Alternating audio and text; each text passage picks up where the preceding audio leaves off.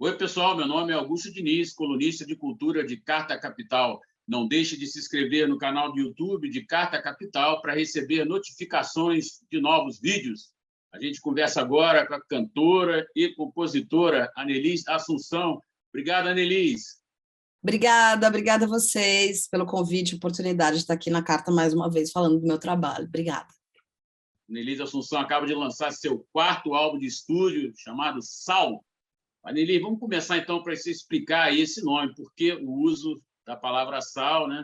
Eu acho que o meu primeiro disco é o único que o título tem, a frase está dentro de uma canção do disco.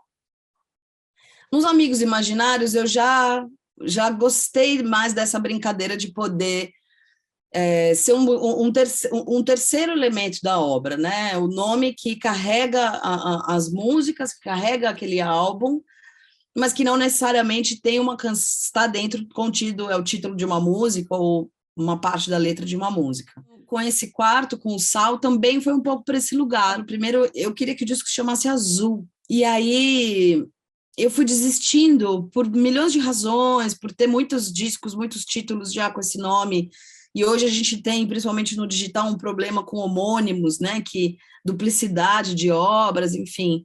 Então, também pensando em evitar um pouco isso, eu fui indo do azul, né, onde é que está o azul, o que contém isso, porque o azul, sim, é uma palavra que tem muito dentro do disco, em várias canções.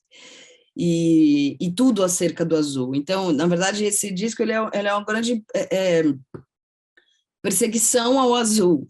E aí eu fui pensando e cheguei no Sal, que para mim é uma coisa azul. E carrega essa força, né, de ser um elemento, uma palavra direta, curta e que rapidamente é entendida e compreendida por qualquer pessoa, porque está contido dentro do nosso organismo, porque a gente depende, porque o corpo humano precisa, está no sangue, está no suor, está na lágrima, está no mar, está na comida. Eu fiquei muito achando que o Sal ele era um grande abraço a tudo que o disco queria dizer, quer dizer e significa, né? Falando do título aí do novo disco de Anelise Assunção, ela citou todos os outros 3 trabalhos, né? Ela citou Sou Suspeita, Estou Sujeita, Não Sou Santa, 2011, né? Anelise Assunção, segundo Amigos Imaginários, 2014, e o último, Descasso, Taurina. Eu queria que você comparasse o que tem de diferente, o que você colocou de novo, né? Você, nesse trabalho chamado Sal, o que tem de diferente em relação aos outros? Olha, eu acho que primeiro ele tem esse ineditismo de cada faixa ser produzida por uma pessoa, né? Uma grande maioria uma mulher, a única faixa produzida por um homem é o Curumim. Comecei a produzir, a gente ainda estava, né, todo mundo em casa, sem ir para estúdio, sem se encontrar. Um ou outro trabalho que acontecia era, né, com teste, com super isolamento, enfim. Então, quando eu comecei a produzir, a gente ainda estava nessa situação, então eu conheci muitas pessoas e que eu gostei delas dentro do universo da virtualidade. Eu conheci o trabalho pela internet, me aproximei pela internet, dividi, troquei, parcerizei, gravou e nunca nos encontramos. Quer dizer, agora eu já consegui encontrar falta uma pessoa. Então, acho que esse trabalho tem essa característica que foi, bom, passado o desespero, o momento de desespero que significava aquela coisa de estar só fiada dentro de casa, né, só com a família e, meu Deus, será que a gente volta a viver no mundo lá fora? Passado esse desespero, comecei a sentir muita necessidade de aproveitar a tecnologia do que estava acontecendo. De cara, eu acho que essa é a maior diferença do trabalho. E teve um desejo meu também de experimentar, produzir, avançar um passo a mais em relação ao meu pensamento como produtora. E então também ele tem todos os meus discos, eu estou, né, na frente da produção, mas sempre com alguém, com respaldo técnico, principalmente. e sensível, né, de parceiros. Então, o Beto Vilares e o Zé Nigro são pessoas... O Zé produziu todos os discos, meus discos comigo. E aí eu fiquei também, nossa, eu preciso conseguir entender como é que eu caminho sem... Eu já aprendi algumas coisas, eu acho que eu já posso me arriscar. Então, ele tem também esse... Eu assumindo um pouco mais o timão, assim, desse barco, sabe? Mudou um pouco o modo de compor, de produzir, de fazer por causa da pandemia. Você citou 2 vezes, né? Sempre no fato negativo, não tem como citar de outro jeito. Foi um momento muito difícil também, fora a pandemia, né? O país teve aí um sucateamento geral da cultura também, outra situação dramática. Queria que você comentasse sobre isso. Nós fomos forçadas a criar novos entendimentos da nossa sobrevida, da existência, ou do que a gente entendia como uma missão, ou o foco do trabalho. Então mudou. Eu tenho, né, como eu disse, assim, a Kika Carvalho, que é a pintora, artista plástica que fez a tela, que é a capa do disco, ela é de Vitória, Espírito Santo. Agora ela está morando no Rio e a gente nunca se encontrou. O disco saiu, ficou pronto, a gente conseguiu, trabalhou, fez tudo, mas eu não consegui dar um abraço nessa mulher. E me sinto muito íntima dela e trocamos muita intimidade. Eu acho que esse lugar, essa mudança o entendimento de afeto que a gente tinha, também se renovou.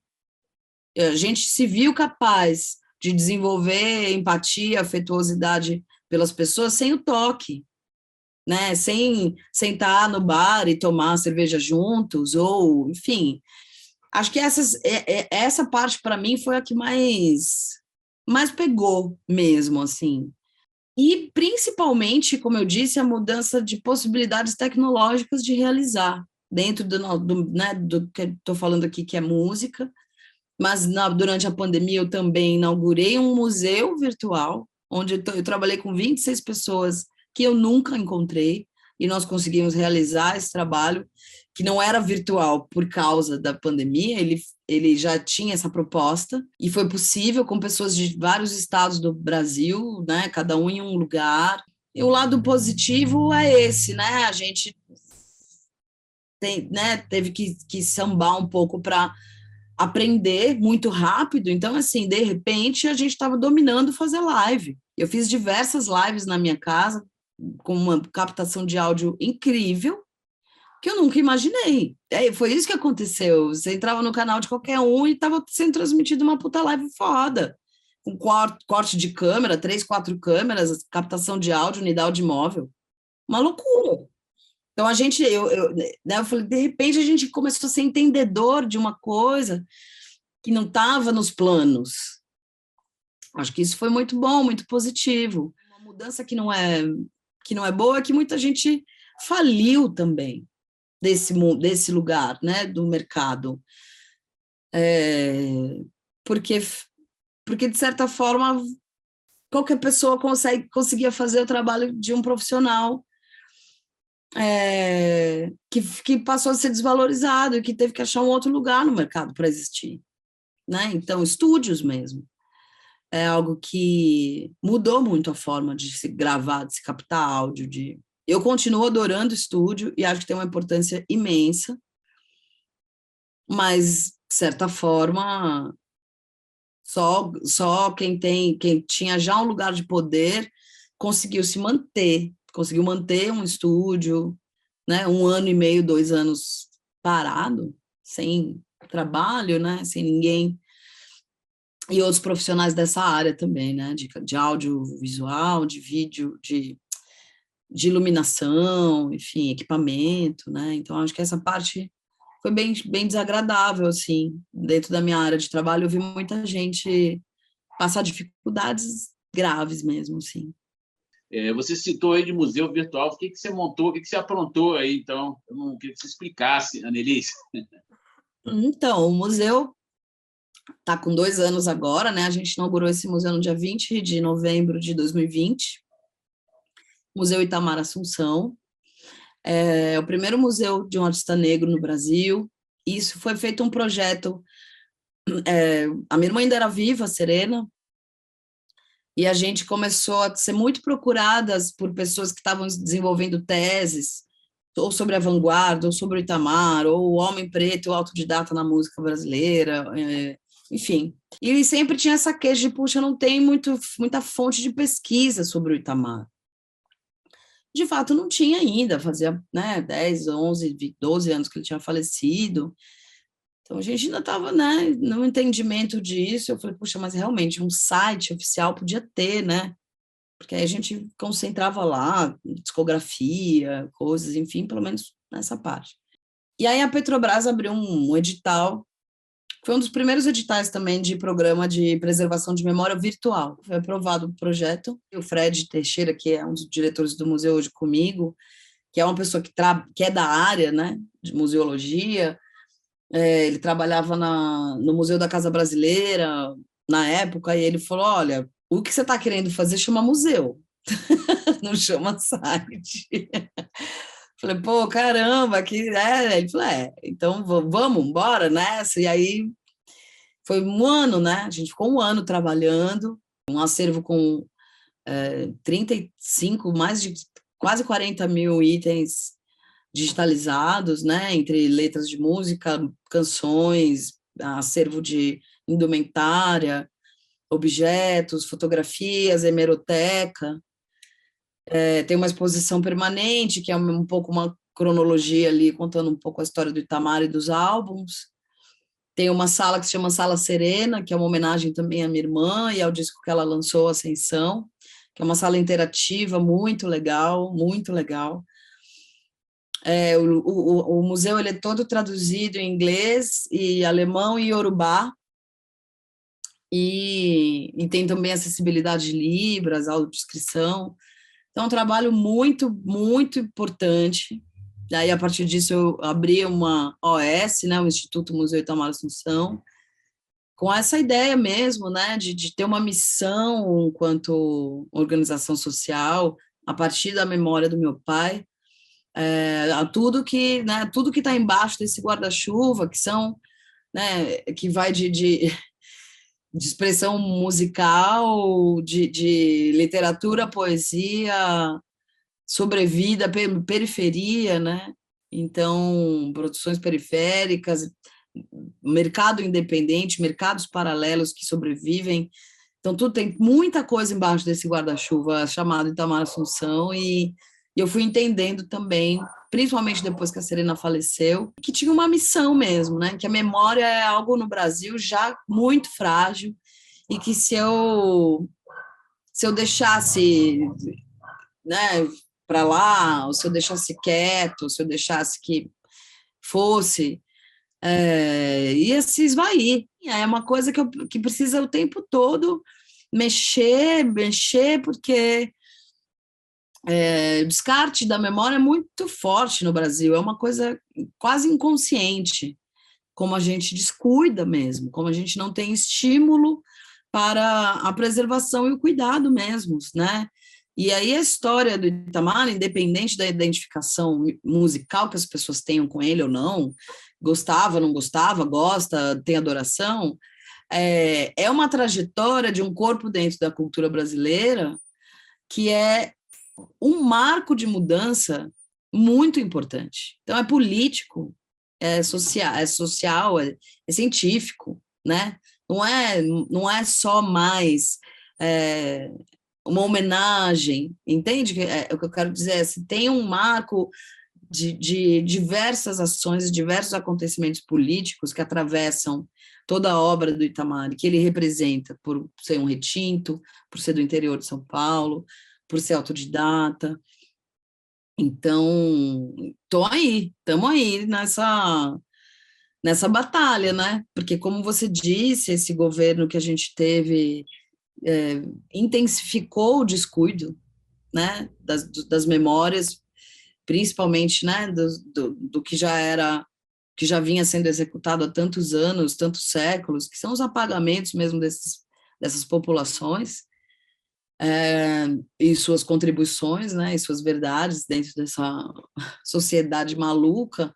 Então, foi assim, eu quando olho e penso que eu consegui inaugurar um museu de um artista negro no governo Bolsonaro, eu dou risada, entendeu? É isso que acontece, porque é meio, caraca, bom, então vamos lá, então, né, aos trancos e barrancos, duras penas, justamente porque as pessoas também que se aproximaram para fazer esse trabalho comigo tinham uma gana, tem uma gana muito grande, e era uma grande possibilidade de realizar, através da realização desse museu, cada pessoa aqui envolvida dizer não, nós não vamos parar, nós não vamos parar de pensar, nós não vamos parar de produzir, nós não vamos parar de tentar fazer o que tem que ser feito. Então, eu contei com isso.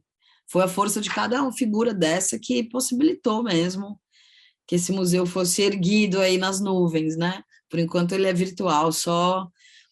E aí ainda tem, né, uma caminhada muito grande para a gente poder conseguir a nossa sede e aí ter, enfim, um espaço físico para esse museu.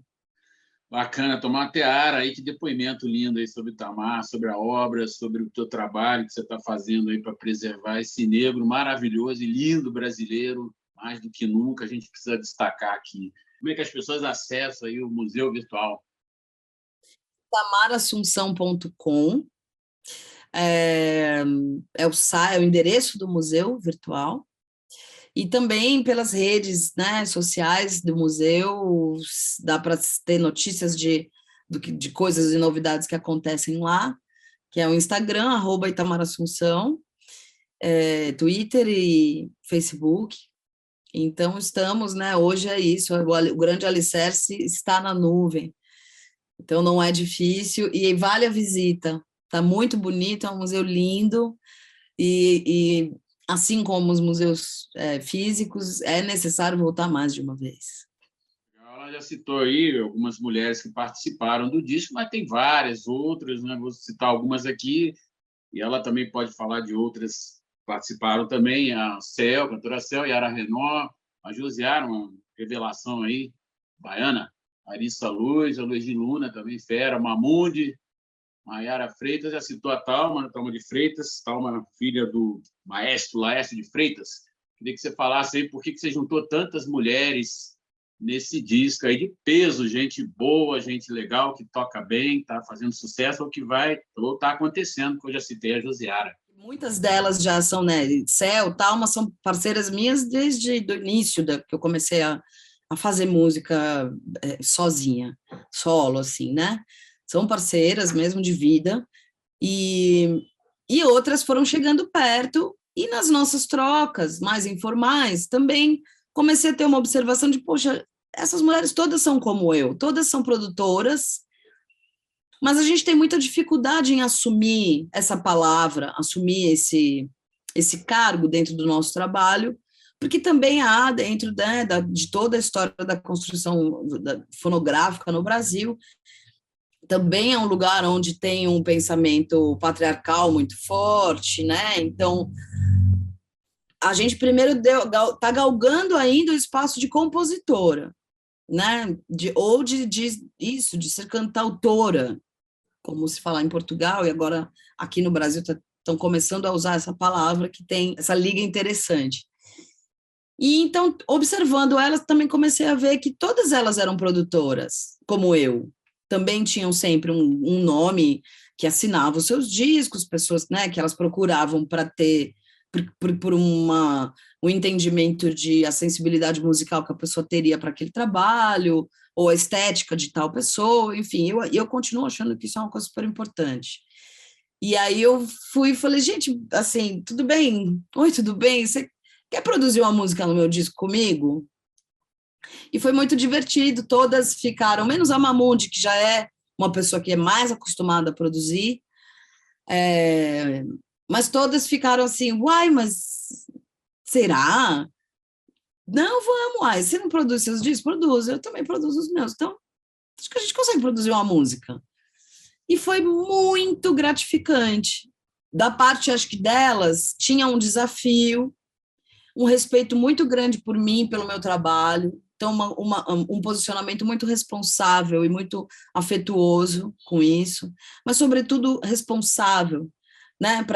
Para também não dar a entender que é uma coisa que está melada na amizade. Não é isso, elas são absurdamente profissionais, todas, seríssimas, e incríveis produtoras. A Josi produziu o disco dela, o trabalho mais recente dela, também pandêmico, também porque viu a necessidade de, bom, vou aprender um pouco mais e se equipou, comprou equipamento, comprou placa de som, não sei o quê, e começou a fazer em casa estudos, pesquisas, e uma forma de também criar uma independência, né, para poder realizar. Então, a gente conversava muito disso, eu falei, puxa, a Josi é uma pessoa que está aqui, ela mora na minha rua, embora a gente não se visse na pandemia, ela mora na rua de casa, a gente é vizinha, e vizinha aí, né, ouve isso aqui, pô, fiz essa base hoje e tal, comecei a viajar, e ela também começou a postar muita coisa que ela estava produzindo, assim, indoor, de viagem, né? E a Cel, e a Thalma, a Maíra, né? A Maíra Freitas, que é filha do Martinho da Vila, mas uma pianista, assim, absurda. Também uma grande produtora e arranjadora, enfim. Então, eu falei, cara, tá cheio, tô rodeada de mulheres excelentes produtoras. Eu acho que a gente consegue fazer uma loucura aqui. Então, cada uma conseguiu pôr uma assinatura. Então, a música que a Cel produz, nos primeiros 7 segundos, você sabe que tem a mão dela ali. Ao mesmo tempo, ela foi respeitosa o suficiente, maravilhosa, para que também tenha a minha identidade, né? A minha cara. A mesma coisa com a Lued, a mesma coisa com a Josi. A música da Josi é muito a Josiara. E absurdamente eu, a Jadsa, tem 4 baianas. 4, Lued, Jadsa, Larissa e Josi, exatamente. Cada Bahia é uma. Annelise, 2023 aí, para lançar o disco Sal, novo trabalho, 4º álbum solo. Como é que está agindo? A gente vai estar vivendo um outro momento, acho que bem melhor. Queria que você comentasse sobre 2023, shows, planos, projetos. Sim, estou com essa esperança, fechando alguns shows para o início do ano já, para lançar o disco aqui em São Paulo e no Rio. E aí já é isso, né? Apontando a flecha para seguir e tentar conseguir aí, né? Fazer o máximo de shows possível, fechar uma turnezinha.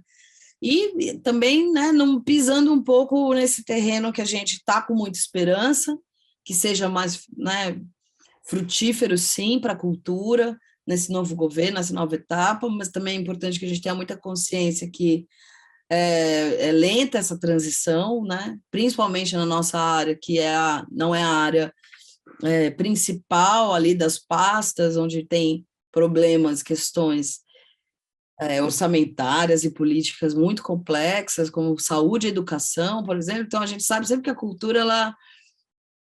Mas estou com muita esperança, muita mesmo, assim, muito feliz de ver a Margarete sendo, né, convidada a assumir esse ministério, a voltar a esse ministério, né, ele ter uma casa ali, porque reduzir uma secretaria já demonstra exatamente o descaso, né, com que a gente faz, e a cultura é saúde também, né? A cultura é educação, então a cultura é esporte, a cultura é relações internacionais, a cultura, na verdade, ela é um dos principais ministérios, né?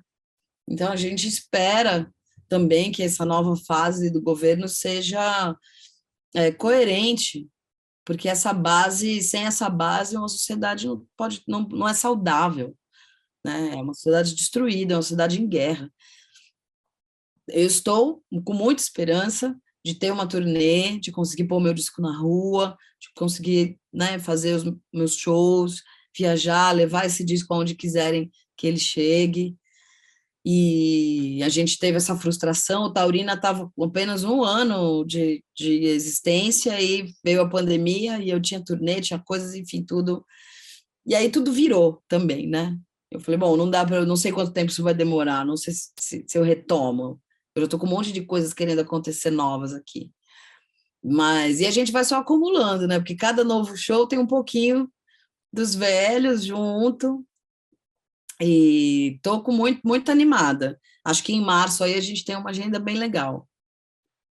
Legal, eu queria agradecer aí, cantora, compositora Annelise Assunção, belíssimo depoimento, várias palavras bonitas aí sobre a arte, sobre a música, sobre o seu trabalho. O Salvo está disponível lá no YouTube dela, um vídeo lírico, você pode ouvir, assim, um ótimo disco para parar, sentar, ouvir, muita participação, como já citado. Muito obrigado, Annelise Assunção. Muito obrigada a vocês. Acompanhem aí as redes da Carta, da Annelise, do Itamar, e vão para cima.